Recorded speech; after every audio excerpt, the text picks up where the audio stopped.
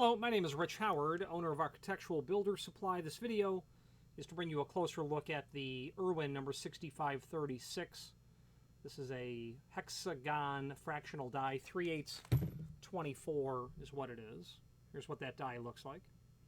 So it'll cut a 3/8 24 thread type. 3/8 24 would be considered fine, national fine, NF. A 3/8 typical thread for 3/8 would be 16, but when you need to tighten those threads up, it would become a fine thread, 24 threads. Why would you want 24 versus 16? Well, you're probably tapping into something that's thinner, is with the requirement, so more threads packed per inch.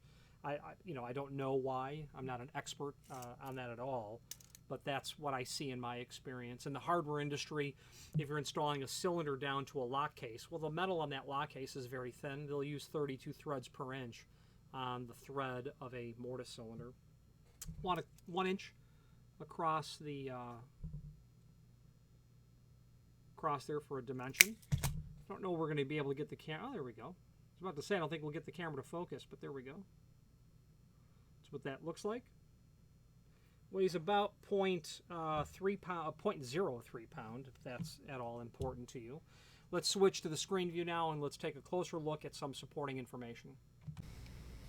If you are enjoying this video, please click thumbs up or like, and also please consider subscribing to our channel. Let's move on to the rest of the video. Okay, here's the item that we are looking at. Priced per each. When you order one, we're going to ship you one. I think they require them to be ordered in multiples of 5, but be mindful that price is just for one die. Ideal for maintenance and repair work. Recommended for use with hexagon die stock.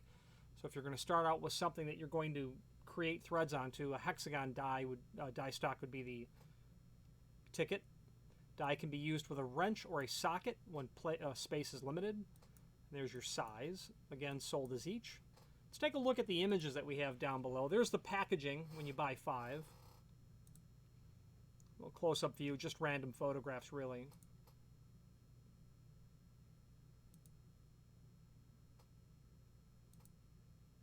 Now, there is a link below this video here to the product brochure. Let's take our part number, which was 6536. Let's copy that and then open up that document and then search for 6536. We'll find the table where it shows up. Okay, 1 inch across, looking at the top of that column, 1 inch across, flat bulk item, which means it's bulk packaging. You can also order this as a carded item if you want it to be displayed. It would be a 9436. The other dies that are available are listed here, different sizes.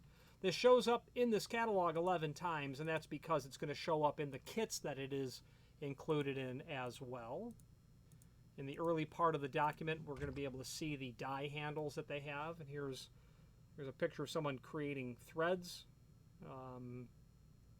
into a piece of work. A nice explanation of the different types of taps should you be interested in.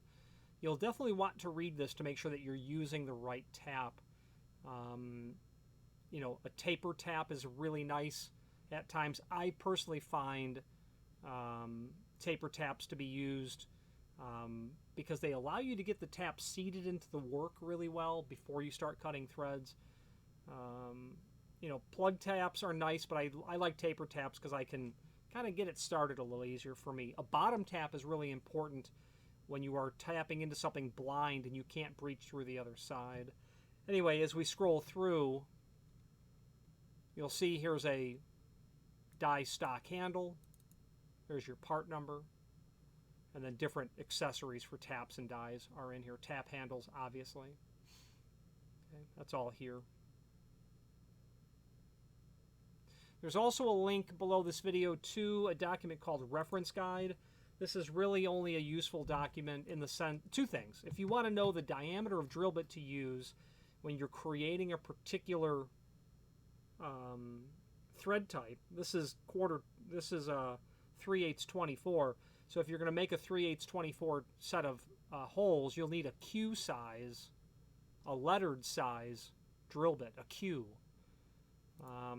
There are fractional drill bits, which you're probably familiar with. There are metric, and then there are letter size.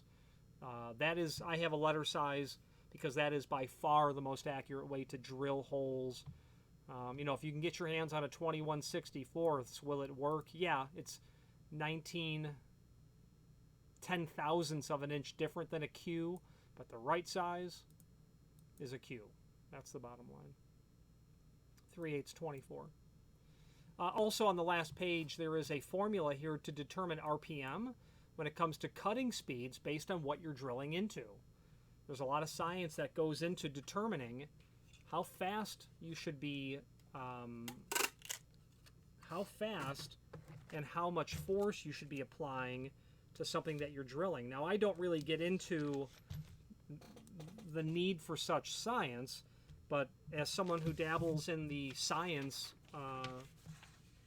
and theory of locksmithing, drilling into safes is something that is commonly done by locksmiths who specialize in safe and vault work, of which I most definitely am not one of.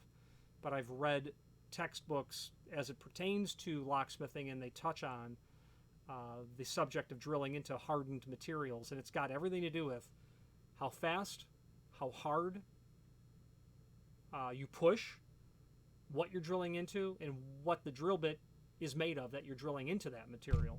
You're going to want to read up on that. Well, I'll just tell you, the textbook that I think his name is, if I recall, I know his name, I just don't recall, is it Mark Tobias Weber or Mark Weber Tobias? Yeah, this is him. Mark Tobias Weber, Mark Weber Tobias, he wrote Locks, Safes, and Security, an International Police Reference. This is, I don't recommend buying it on Amazon. I would buy it from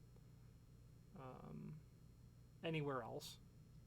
This 2-volume set will give you, is the most single comprehensive work under one title that you can find that touches on every type of locksmithing, at least in a superficial fashion.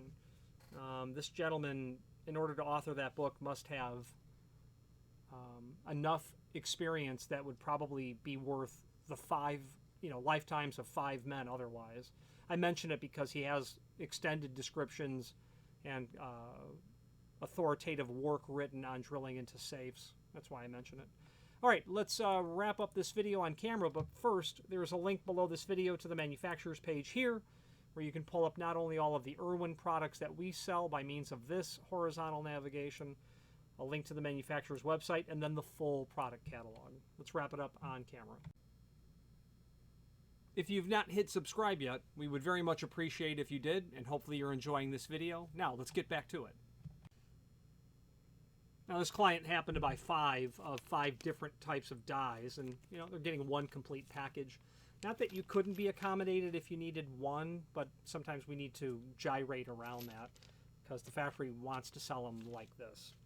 I'm partial to the name Irwin, not only because I'm a distributor, but because I use the products personally, and I can attest to the high performance of much of the product line. If you have any questions on the Irwin, this is their 6536 3/8 24 die, or any other Irwin product, please feel free to reach out to us. And thank you. Again, thank you for watching, and if you've enjoyed this video, please click thumbs up, please subscribe, and maybe even send the video to someone that you know. Thank you.